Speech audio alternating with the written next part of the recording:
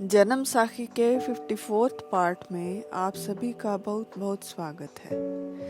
गुरु नानक देव जी की कथाओं में इस बार एक बहुत ही निर्धन सिख की साखी आती है। चलते चलते गुरु जी एक गांव में पहुंचे। वहाँ एक गरीब सिख रहता था। उसके परिवार में एक पत्नी और एक बेटा था। उनका गुजारा बहुत मुश्किल से चलता था। अगर सुबह कुछ खा लिया तो रात को नहीं मिलता था, और अगर रात को खा लिया तो सुबह नहीं मिलता था। परंतु वह हर आए संत की सेवा अवश्य करता था। जब उसे पता चला कि गांव में संत आए हैं तो वह उनके दर्शनों के लिए पहुंचा। उसने गुरुजी के पास जाकर नमस्कार की और बोला, कृपा कर आप मेरे घर चलें। आपके चरण पड़ने से मेरा घर पवित्र हो जाएगा और आपके वचन सुनने से पाप नष्ट होंगे। उसकी विनम्रता देख गुरुजी उसके घर चले गए।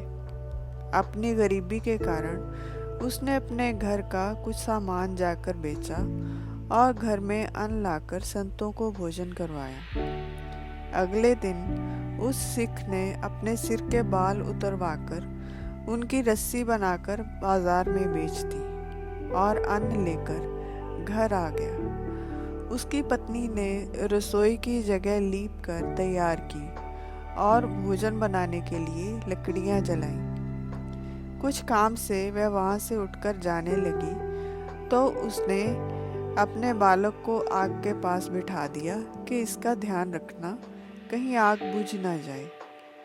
वह बालक उसके जाने के बाद आग में गिर गया और जलने से उसकी मृत्यु हो गई। कुछ समय बाद जब वह स्त्री वापस आई तो उसने देखा कि उसका पुत्र जलकर मृत पड़ा है। इतना बड़ा दुख होने पर भी वह शांत रही और पुत्र को वस्त्र में लपेटकर अंदर लेटा आई, यह सोचकर कि कहीं संतों को इस बात का पता न चल जाए और वे भूखे ही यहाँ से चले न जाएं। यह बात उसने अपने पति को भी नहीं बताई और आकर भोजन बनाया। जब भोजन तैयार हुआ तो बाहर बैठे गुरु नानक देव जी को उसके पति ने अंदर भोजन के लिए बुलाया। उसके बुलाने पर अंतर्यामी गुरुजी ने उसकी पत्नी से पूछा, तुम्हारा सुंदर बालक घर में नहीं दिख रहा, वह कहाँ है? उस स्त्री ने उत्तर दिया कि खेलते खेलते उसे आलस आ गया है और वह अंदर सो रहा है। गुरुजी ने कहा, जाओ पहले उसे बुला लाओ, उसके आने पर ही भोजन करेंगे। इस पर वह शांत रही और कुछ नहीं कहा। गुरुजी ने फिर पूछा, बालक का नाम क्या रखा है? पास खड़े सिख ने कहा, जी हम उसे लाला कहते हैं।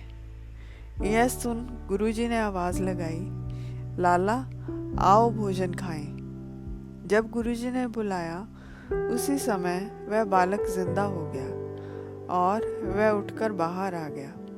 गुरुजी ने अपने हाथ से उसे खिलाया। उसे भोजन खाता देखकर उसकी माता रो पड़ी और उसने सारी बात अपने पति को बताई। उन दोनों पति पत्नी के मन में गुरुजी के प्रति अपार श्रद्धा जागृत हो गई।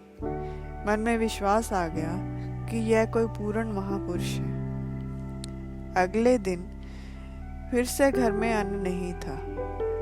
अब उनके मन में चिंता हुई तो उन दोनों ने अपने बालक को बेचने का निश्चय किया। वह दोनों अपने बालक को लेकर बेचने के लिए जाने लगे।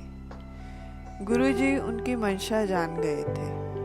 उन्होंने पूछा, आप दोनों किस काम से इस बालक को साथ लेकर जा रहे हैं? सिख ने उत्तर दिया, आप तो अंतर्यामी हो, आपको तो सब पता है, हम क्या बताएं। गुरुजी ने उस बच्चे को बाजू से पकड़कर पास बुलाया और कहा, तुम्हारे माता पिता अब तुम्हें बाजार में ले जाकर बेच देंगे। फिर तुम्हें उस मालिक की सेवा करनी पड़ेगी। चक्की पीसनी, पानी भरना, पंखा चलाना, मालिक के हाथ पांव दबाना, सब करना पड़ेगा और तुम वापस यहाँ कभी नहीं आओगे।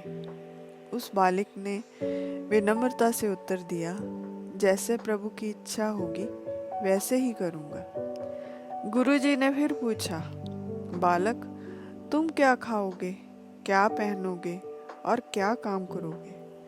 बालक ने उत्तर दिया, जी जो मिलेगा वह खाऊंगा, जो पहनाएंगे वह पहनूंगा, जो काम कहेंगे वही करूंगा, जहाँ रखेंगे वहीं रहूंगा।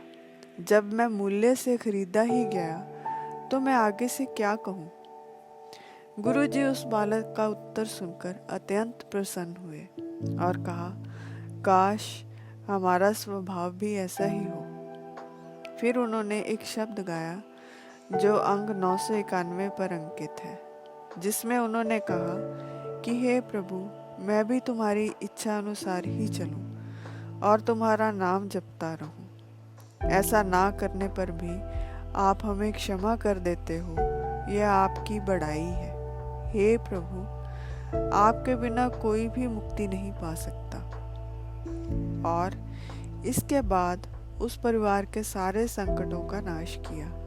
उसी समय उनको सब वस्तुएं, धन आदि घर में ही दे दिए। इस तरह उन्हें तृप्त कर गुरुजी आगे चल दिए। आज यहीं विराम लगाते हैं, फिर मिलेंगे गुरुजी के जीवन की एक नई घटना के साथ। तब तक के लिए विदा। मेरा उत्साह बढ़ाने के लिए वीडियो को लाइक, सब्सक्राइब, शेयर और कमेंट ज़रूर करें।